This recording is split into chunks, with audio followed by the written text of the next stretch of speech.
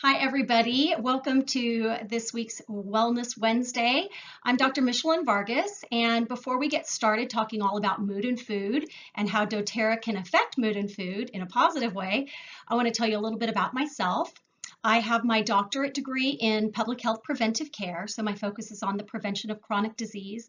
A lot of my research, when I was in school, my research was around inflammation and the atherosclerotic process and metabolic syndrome, so I'm really big into inflammation.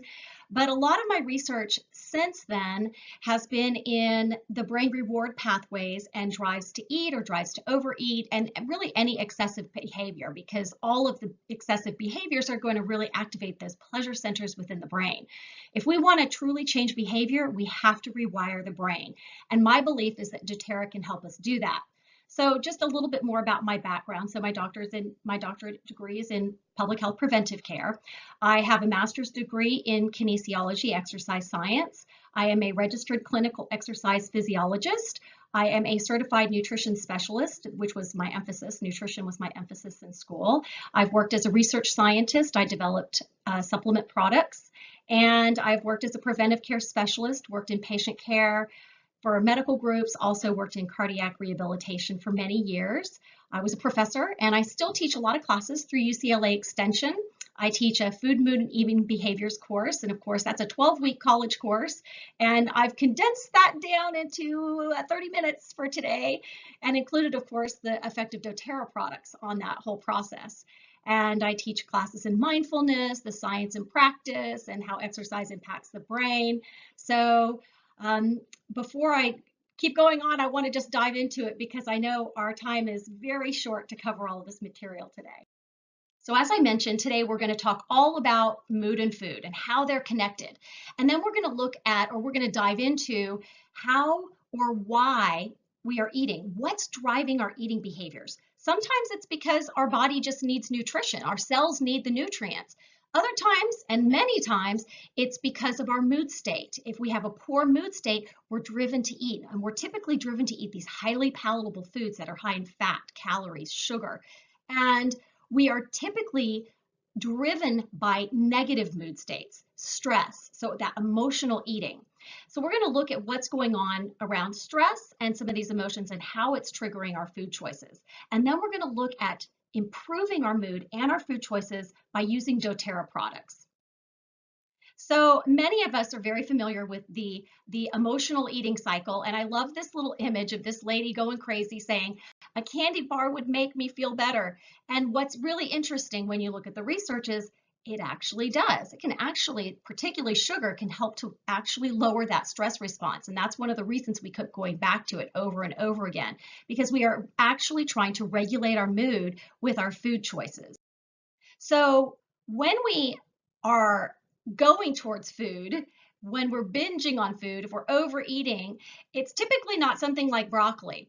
And the reason is because these healthy foods like fruits and vegetables, they don't activate the pleasure centers in the brain the same way that some of these highly palatable foods, again, these foods that are high in fat, calorie, and sugar, those types of foods light up the pleasure centers in the brain.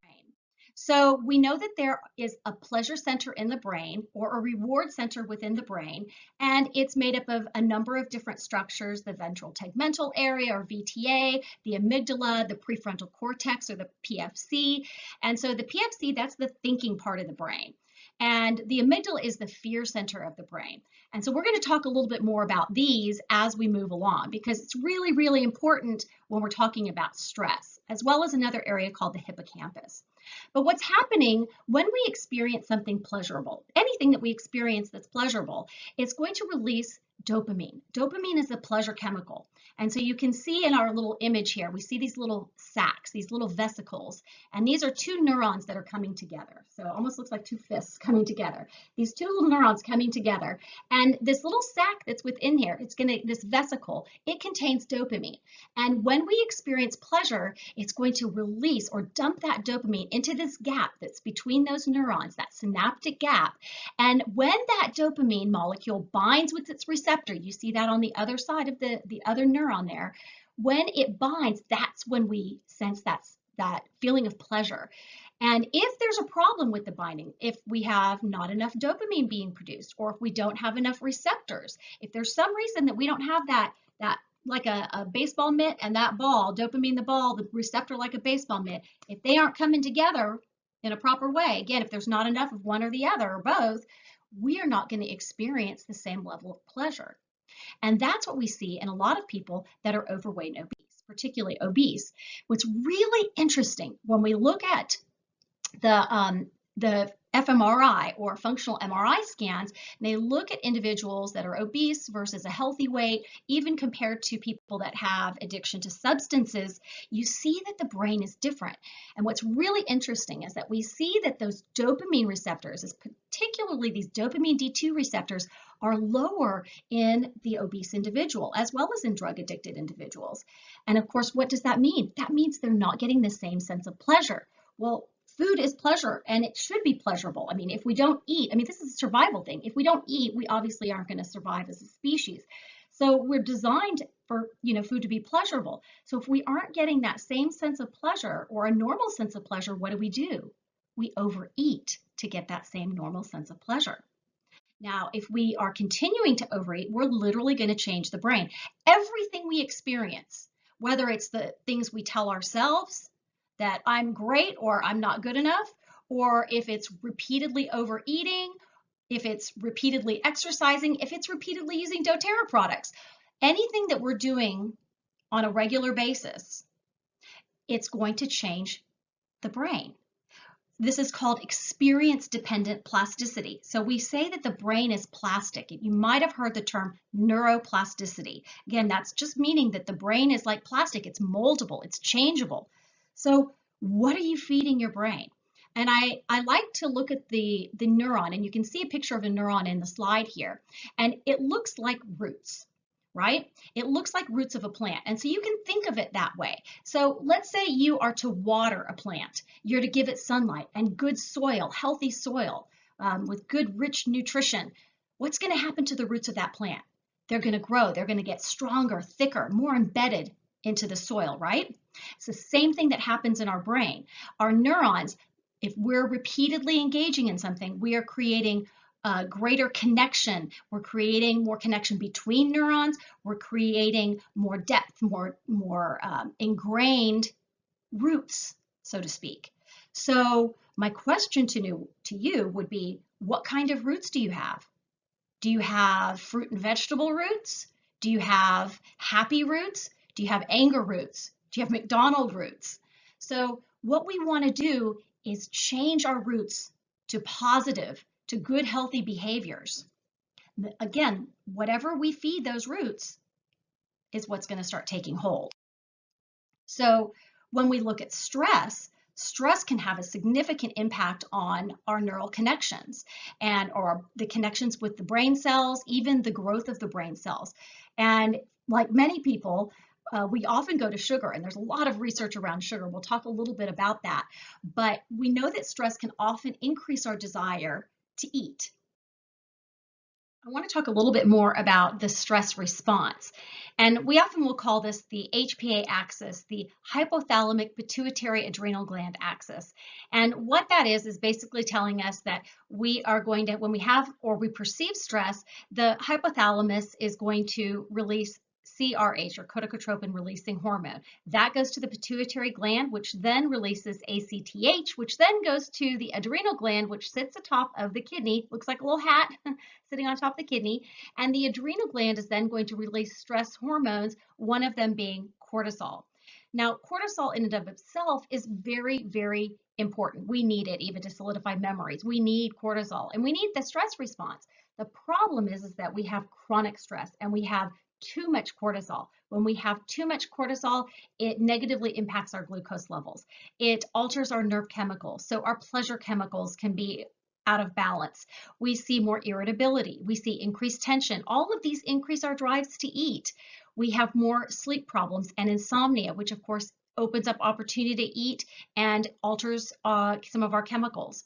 We have increased anxiety. We have increased depression. We see more inflammation, and there's an association between depression and inflammation. And we see that there is, with more inflammation, we see more oxidative stress. And of course, also that association with cortisol, elevated cortisol, we see greater abdominal girth. We see that visceral fat, that deep belly fat, that when that's elevated, that actually increases or leads to the increase of more cortisol. So we start creating these vicious cycles.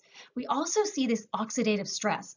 Oxidative stress is a state when our antioxidants and free radicals are out of balance. We don't have enough of those antioxidants to protect us against the free radicals. And of course, free radicals are going to damage our cells, our DNA. It's going to lead to chronic disease and premature aging, but it's profoundly affecting the brain.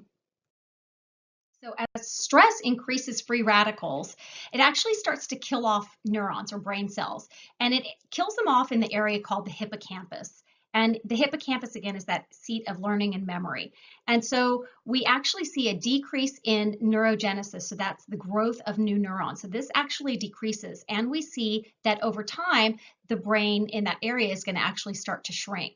What also happens is that the amygdala, the fear center, starts to hypertrophy. It actually starts to get bigger, and it takes more control. And it takes more control from that thinking part of the brain, the prefrontal cortex. And when this happens, it's like the brain sort of being hijacked. We're just sort of going without brakes. And we actually decrease our ability to tap into other memories. And so we start to really decrease the joy in our life. And we also know when we're in that stress response, we start to use those more primitive parts of the brain, which is not that executor. So we're not making good decisions with food, with business, with anything. When we're under stress, the brain is not working optimally. Not only are we making bad decisions when we're under stress, but it also affects hormones like ghrelin. And ghrelin is the hunger hormone, and it increases when we have chronic stress. Of course, this can lead to overeating and weight gain over time. We also know when we're consuming high amounts of vegetable oils, then that can actually raise stress hormones, and that can interfere with the body's ability to calm itself even after the stress is over. And we know if we're low in vitamins and minerals, that can also jeopardize the immune system, which can aggravate the stress response. Now I wanted to talk just a little bit more about sugar, because sugar activates those pleasure centers in the brain so powerfully. Some of you may have seen some of this research. This has been around for quite a while now. But when you give animals the choice of having intravenous cocaine or sugar or sweetened water, or it could also be a sweetened, like an artificial sweetener as well, they actually go for the sugar over the cocaine. In fact, 94% of the animals in a particular study went for the sugar over cocaine. So again, when we're under stress, this is something we go to because it powerfully activates those pleasure centers in the brain. Now, if we're repeatedly going to sugar, we can certainly end up over time with some issues with blood sugar regulation and energy level, but we can also have a damaging effect to our microbiota, that healthy bacteria within the gut. And there's an enormous amount of research today looking at the gut and how it plays a role in our mood state, in our food choices, and even obesity. So when we look at the research, there are over 500 studies that have looked at probiotics and their impact on behavior, particularly depression and anxiety. And one of the reasons that they may have an effect is because of the way they affect the immune system. They can help to reduce inflammatory cytokines. Those are inflammatory chemicals within the body that communicate with the brain, because the immune system communicates with the brain. We see that they can help to decrease oxidative stress, and they may also improve our nutritional status.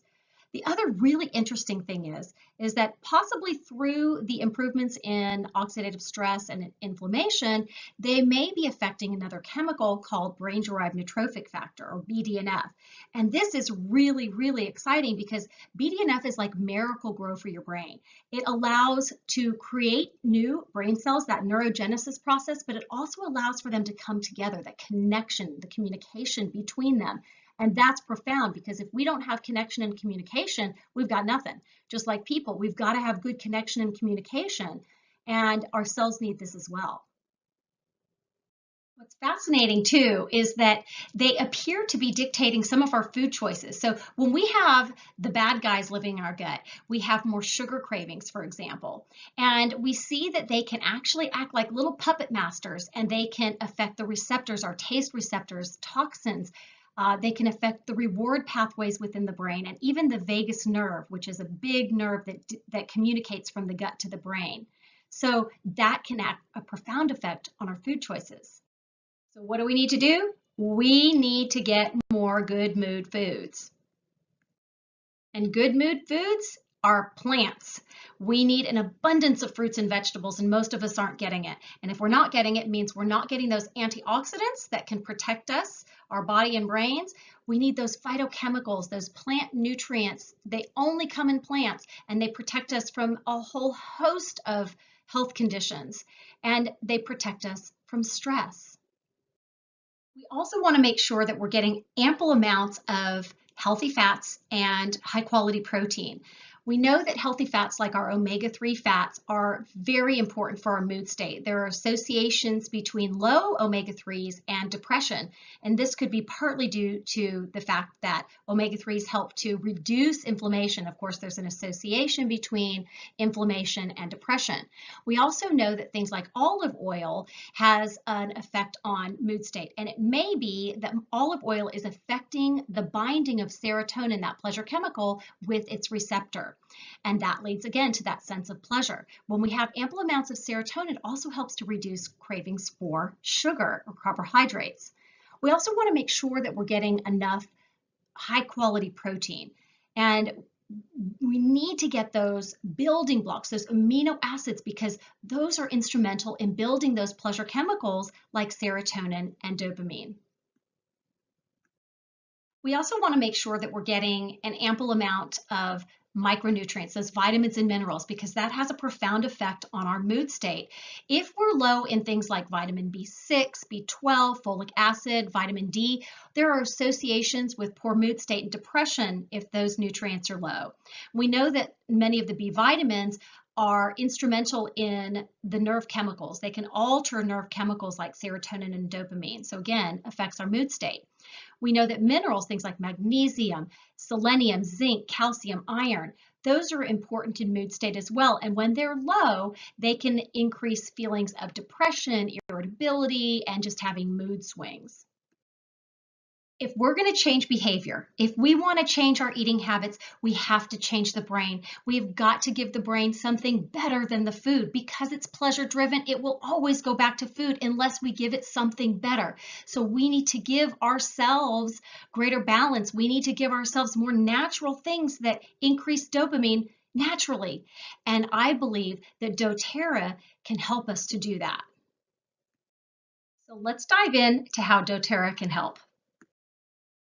Simply inhaling an essential oil can have a profound effect on our mood. It can activate those areas in the brain, the limbic system, things like the amygdala, the fear center, the hippocampus, and we can have psychological change, we can have physiological changes. Even just breathing an odor, having that scent of an odor can change our blood pressure, our respiration, our heart rate. And we know that even just the act of breathing, especially diaphragmatic breathing, deep belly breathing, nice and slow, can activate the vagus nerve, this big nerve that's communicating from the gut to the brain, and it innervates many, many organs. When we activate that vagus nerve, guess what that does? It activates that relaxation response, the parasympathetic side of the nervous system, and it helps to calm us, to relax us. So just by the diaphragmatic breathing, we're going to have some relaxation effects. But we also, because of the aroma of the essential oil and the way that it impacts the brain, we get this double whammy, right? So it's very profound. We can also use that time as just taking a step back to inhale and breathe and focus on what's happening in the moment. And as we bring ourselves into that present moment, that actually has a profound effect as well. There's huge studies came out of Harvard, and they looked at mind wandering, and they found that the mind wanders about 47% of our waking hours. 47, almost 50% of our waking hours, our mind is wandering. And guess what else they found? When the mind wanders, we're not as happy. We are less happy. So if we take the time. My recommendation is every hour to just breathe. Breathe from the bottle like she's doing in the picture. Put it in your hands and breathe, inhale, have it in your diffuser, lean over and just, or not lean over, but just be around the oil and inhale every hour and increase your awareness, increase that mindful activity. And again, this can have a profound effect at the end of the day because you've kept yourself in greater balance. So it's very, very impactful. So what's fascinating is these constituents within our essential oils are actually having an effect, again, on the brain. And you see things like the monoaminergic, that's the system that's involved in chemicals like serotonin, for example. And you see that there is an effect of these constituents on that system. So we can see some changes in these pleasure neurochemicals with things like lavender, clary sage. These are high in linalool, and also lemon, lime, white fir. These are high in beta-peonine. Again, they can have an effect on these systems that affect neurotransmitters. For me, lavender is one of my favorites, and I love it to sleep. I just love the smell of lavender. And it definitely has a calming and relaxing effect. And of course, in the previous slide, we see that it helps with anxiety. It may help with anxious feelings or feelings of sadness. It's interesting when you look at some of the animal studies, what they've actually seen is that when the animals inhaled lavender, it had a very calming effect on the amygdala, that fear center. So it helped to calm down that fear center. And it was actually a similar effect compared to a drug. It was a benzodiazepine, which is typically used to help to reduce anxiety. So that's pretty cool research. We've also seen lavender used in many, many studies in dental offices, for example, and it helps to calm the anxiety or reduces dental anxiety in the patients. There's also some research that is looking at that BDNF, that brain-derived neurotrophic factor, that miracle-grow for our brain cells. And lavender seems to have a positive effect on that as well. So some pretty exciting research around it. And so again, it's a favorite of mine. Not only that, it can help us with sleep. It can help us just to have calm emotions. Another one of my favorites is bergamot, and it has, of course, uplifting and calming effects both. And it's ideal when people are feeling sad, maybe they're feeling a little anxious, and it's just wonderful for sleep. I use this a lot with lavender and with frankincense as well, and my husband loves it on the bottom of his feet, but it's amazing. Love it. Melissa is another one. Of course, this is a pricey one, but I think it's worth the price. There's quite a lot of research on this. I actually knew this from my working in as a research scientist with supplement development. And we used to use, and I always thought lemon balm. And then I made the association, oh wait, that's Melissa, it's the same thing. And of course, we use this in sleep products. So it's got a great relaxation effect. It has positive effect on mood. It has that calming feeling, helps to calm tension and nervousness, and it also has some effects on the immune system. It may support a healthy immune system. You could rub it on the forehead, you could put it on your chest, your feet, just to help with feelings of stress and promote a sense of well-being. And also, of course, you could use this at night as well to help you to relax. Of course, wild orange is another beautiful aroma. I absolutely love it. And not only does it smell amazing, but it provides us with antioxidants that are, of course, essential to our health. It can help to support immune function, and it's just uplifting to both the body and the mind. Of course, Roman chamomile is another oil that has very calming effects. It helps us to deal with stress, or basically like it has stress relieving properties in it. Also helps with sleep. And both black pepper and rosemary have calming effects. They help to soothe anxious feelings. Of course, another beautiful oil, and this is one of my favorites as well. In fact, I think they're all my favorites, but is Elevation. I absolutely love this blend. It elevates mood, it increases vitality. I just love the way it smells. It just always makes me feel happy. And it's just a very energizing and refreshing aroma, and it's got a blend of things like tangerine and lavender and clary sage and sandalwood and some others. I think ylang ylang. It's just Melissa. It's just an amazing blend, and absolutely can help to just uplift any mood state. And of course, balance is another oil that helps to balance us. It helps to promote relaxation. It helps to ease anxious feelings. And again, it just helps to evoke that sense of tranquility and balance. And that's what we need if we want to not only improve mood, but reduce those food cravings. Serenity is another oil that can help us to feel calm. This is one of certainly can be used in the evening to help with sleep, but it's a beautiful scent, and I actually wear this a lot just during the day, just because I just absolutely love the smell of this oil. I almost called it a perfume, but that's what I use. I don't use perfume anymore. I just use my oils. And of course, we can always go to those emotional blends. So we have motivate. I love motivate. Cheer. My daughter absolutely loves cheer. Passion, forgive, console, peace. And these are really nice. You can blend them. You look at this wheel. I actually take the wheel. I have it in my purse, so I can just kind of look at it. And I'm in love with this thing. And you just look at what emotion you're having, and then that kind of can dictate one or two of the different oils. This is another good time to take a step back and say, how do I feel? Do some diaphragmatic breathing. How do I feel? And what do I need in this moment? What do I need in terms of an oil? And just what do I need emotionally or physically in this moment? Maybe I need to get up and move. Maybe I need to eat something. It's really bringing ourselves into that present moment and that increasing that awareness to what we need. The more needs we get met, the happier and more balanced we're going to feel in our lives. And that decreases drives to eat. I love this image of the car being made over by doTERRA. I came across this in a Google search, and I thought it was perfect because so many of us our stress level rises so much when we're commuting. Of course, here in Los Angeles, it's very stressful for so many people. And this is a time to use doTERRA. And again, to just pay attention to the smell, notice the aroma while you're driving, focus on that. And that can have a profound effect on your stress level when you're driving. And we know that diets are often broken around 4 or 5 p.m. So this is a perfect time to help you calm and relax and enjoy the commute instead of feeling stressed out.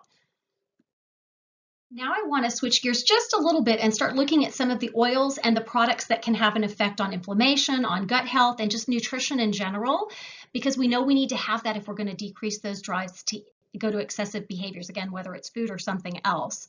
So you'll see some of the same oils because of the constituents, and they have many different effects. So again, you'll see a couple repeats here. Probably one of my absolute favorites is frankincense. I use this every single day. Now I use it under the tongue. I use it, put it on my thumb, put it on the roof of my mouth. I get migraines, and that's really helpful for me. But I also just, it's great because it reduces inflammation and it can cross that blood-brain barrier. It's just fantastic, and it's amazing on the skin. Of course, I'm not really talking about beauty things within this lecture, but certainly if we feel better about ourselves physically, that can uplift our mood and help us too. But we know that frankincense has some effects on supporting healthy inflammation, nourishing the brain, again, beautiful skin, may help to reduce aches and pains, which can be very impactful on our mood state. When we have pain, we typically aren't as happy. So if we can do things to reduce pain, you could add deep blue into that picture too to help with pain reduction as well. But these are things that can, again, I'm focusing here really more on that inflammatory aspect of the frankincense that can have an effect on our brain. And Roman chamomile, again, this can have some support to the immune system. And again, that immune system communicates with the brain. Those immune cells produce a lot of the same neurochemicals as the brain, so they talk to one another. We want this to improve our, if we improve our immune system, we can improve our mood state. And here I added both lemon and black pepper because they have antioxidant properties. And of course, that's going to support the body and the brain. And that can support our immune function. It can support our mood state. And On Guard, of course, has very powerful antioxidants in it like clove, but it also supports the immune system as well. And Lifelong Vitality, amazing. These are amazing products. And again, this was my job for many, many years. I developed products, and I believe that these products are just formulated very, very well. And of course, we get the micronutrients, the vitamins and the minerals, but we also get a lot of phytochemicals within these products as well, with the alpha CRS, and of course, and some of the other products within the doTERRA line also provide an abundance of phytonutrients or phytochemicals, and of course antioxidants from some of the vitamins and minerals, as well as the phytonutrients or phytochemicals that provide antioxidant properties, and then of course the omegas, which so many people are not getting. So this is a no-brainer for me that people need to get this in so that we fill in those dietary gaps. And this is another no-brainer. I recommend probiotics to everybody because, I mean, we can get some through the diet, but so many people are lacking in these healthy bacteria that we need, these friendly bacteria that communicate with our brain. They affect our mood, they affect our food choices, they affect obesity, and this is a fantastic product. I love it. I absolutely love it. We can also add in, from a nutritional perspective, the Trim Shake, of course, to help fill in dietary gaps and to provide us with nutrients. But these products, the Trim Shake and the Slim and Sassy products, can also support healthy metabolism. They can support a healthy mood state as well as cortisol levels. DDR Prime is another great product, another great supplement that helps to support free radicals, to help to reduce free radicals. It helps to support the body and the cells from that oxidative stress that we've talked about. And of course, some of the great ingredients, it includes frankincense, wild orange, lemongrass, thyme, summer savory, clove, neroli essential oil. So this beautiful blend of oils that can support our physical state, which of course then can affect our mental state. The Deep Blue Polyphenol Complex is another excellent formulation. I love this. I take this a lot instead of taking over-the-counter pain medications like Advil, for example.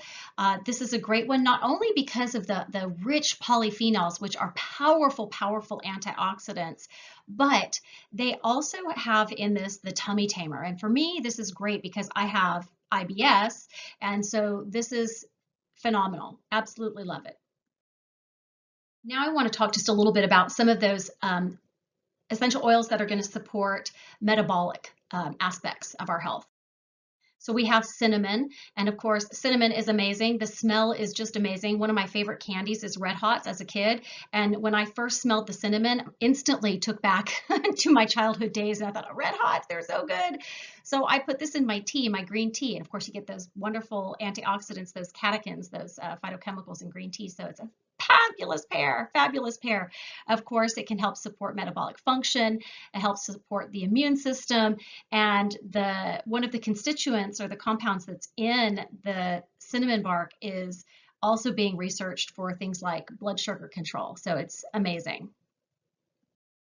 And of course, the Slim and Sassy, as I've already mentioned, this has some effects on the metabolism, but it also has some positive effects on mood. Again, if we can improve the mood, we can improve those food choices. So this is another great one when you do this with awareness and you take the supplement or you smell or you add it to a drink and you just really, really pay attention to it. Notice the taste, the flavors, of course, if you're using the oil. And that can actually help to calm you, to increase the relaxation response, and that's the way you want to go into a meal. Rest, digest. So that's a calm way to go into the meal. But this is another fabulous product. We also can use our oils to optimize our energy. And when our energy is up, it helps to decrease drives to overeat. Peppermint is another oil that I use pretty much every day. There's some really interesting research looking at peppermint oil and exercise capacity, improving exercise capacity. And the study subjects, what they did is they added about a drop to about 500 milliliters of water, which is like a little water bottle. And they did this every day for, I think it was like 10 weeks or so, but they had significant improvements in their exercise capacity. So if you're just getting started exercising, this might be a way to kind of help you get into that.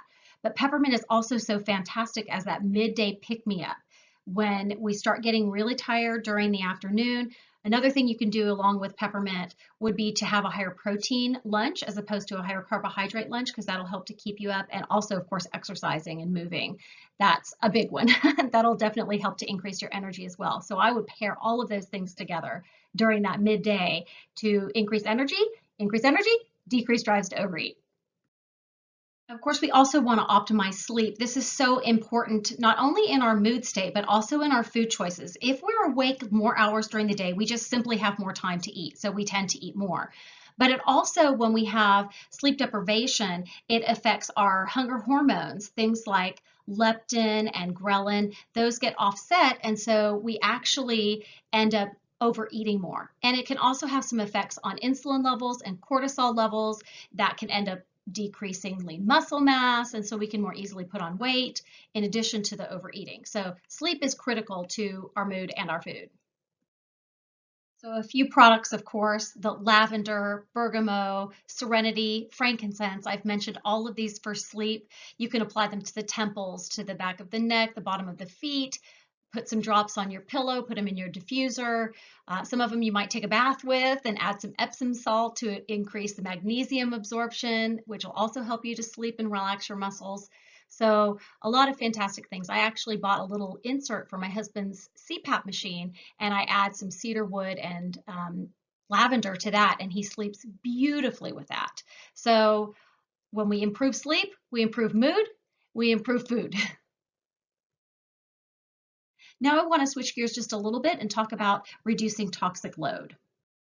One of the best ways to do that is to decrease those household products, things like toothpastes and soaps and cleaning products, because we know that using On Guard instead of these can help to actually protect against some environmental threats, eliminate airborne threats, can help support, of course, the immune system, has antioxidant properties, and of course, we can take this internally, but we can also use it to clean.